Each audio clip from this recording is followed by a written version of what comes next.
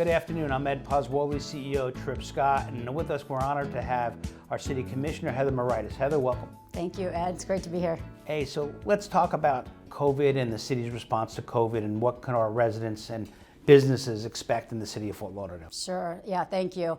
Well, if it was up to me, the city would be fully reopened right now, and I believe we have some support on the rest of the commission as well to keep things open. You know, March 13th was the worst day in short history that I can remember. That's the day we closed down the city. The day before Inter Miami played soccer at their new soccer stadium up in my district. We shut the beaches down, bars, everything. You know, none of us knew what this pandemic was going to do. And so we had to make that decision. We've tried to reopen quicker than the county in a lot of different areas, and we were shut down. Unfortunately, it did come down to a county decision. But the commissioners and we definitely tried to do everything we could to reopen all of our businesses. You know, the PPP program was great for the few months, getting people through the first 3 months of the shutdown. But then by the summer, they really had to adjust and reopen. So I did see success in those small businesses, and I fought to keep them reopen. One day I told them, I think it was a Saturday, I said, you can reopen, and then by that night, the county had shut them down. We were actually threatened by the county to even be arrested for the ordinance we were passing to try to reopen. So I believe the city of Fort Lauderdale is doing everything we possibly can to reopen, help businesses, provide some rent relief where we can also. It might have been righteous to get arrested based on that. It might have been. They at least, fortunately, they threatened the mayor and city manager because they were the ones kind of citing the ordinance. So the rest of us may have been off the hook. So go forward, as we sit today, go forward. It looks like hopefully the numbers continue to come down on the COVID cases, and more importantly, the hospitals aren't overrun. And clearly this idea, quote unquote, of flattening the curve, I'm not so sure that we ever reached that critical point like other places in the country. But so go forward, what does it look like? Are we going to be able to, restaurants as an example, are going to be reopened with full capacity at some point, and we're going to return to some normalcy?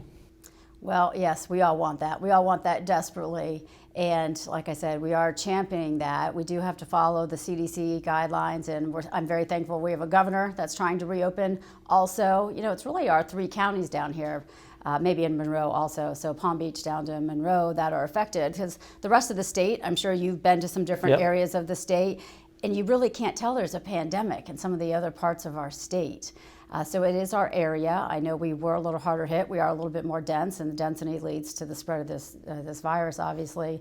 So, you know, if the CDC says wear masks and wash your hands and, you know, try to stay outside, then that's what we should do. But we should do everything possible to reopen 100% capacity, and just follow the guidelines that they're telling us. It looks like today or tomorrow Palm Beach is going to move to phase 2. I take it Broward hopefully will be on the heels of moving to phase 2 shortly. Is that what you're anticipating? That's what I'm anticipating, but we do ask on a regular basis. You know, it's interesting. I communicate with my county commissioner, and he's doing a great job. But it's interesting with the county how their authority is. The authority is their county manager is able to make decisions on behalf of 2 million of us, right? In the city of Fort Lauderdale, it's our city manager and mayor need to make those decisions whether to close down or open, and they're gracious enough to run it by us as a commission too. So, you know, the county manager has a lot of authority, and I know she's doing the best she can with obviously, following all the guidelines, but it's tough not to have a little bit more control in our own city. I would appreciate that.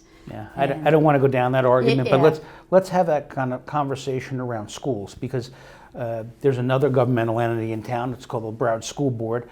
Why aren't they more aggressively opening? Yeah, and once again, you know, our counties are the only ones statewide that, chose not to reopen. You know, that was really my biggest surprise with this whole pandemic, that Broward County Public Schools wouldn't open at some capacity in August. You know, I'm concerned. I believe, the Florida Department of Health issued a great reopening report, and it said we have a moral responsibility and a financial responsibility to open. You know, the moral responsibility, I feel, is really to the families who are less fortunate and that need that help. So even when I was reading about schools in other parts of the world, the UK has a policy to reopen for the less fortunate. No matter what phase they are in of this pandemic, they will offer that place for K through 5.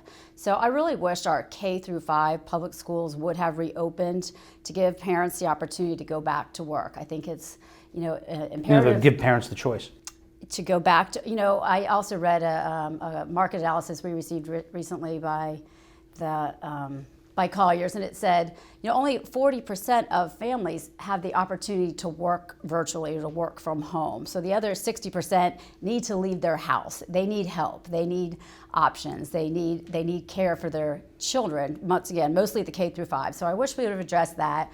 One thing our city is doing that I'm proud of is we have opened 4 e-learning sites on the western side of town at 4 of our community centers. Describe what those are. So it's at 7 a.m. to 6 p.m. Children, once again, K through 5, can go to these e-learning sites where they're supervised by, I don't want to say a camp counselor, city staff, and they can go there and they can bring their laptops, they can get Wi-Fi access. Some of these people, families don't have Wi-Fi at their home, so even though we are issuing, or the school board is issuing the laptops, they don't have Wi-Fi, they can come to our community centers, they can receive a little bit of assistance. They're not teachers, but assistance if they're struggling in certain areas, but most importantly, they're supervised. So I'm proud of the city for doing that. And once again, it's operating August through December, and it's very, very heavily subsidized if needed. And how many sites are there? 4. And are people taking advantage of this?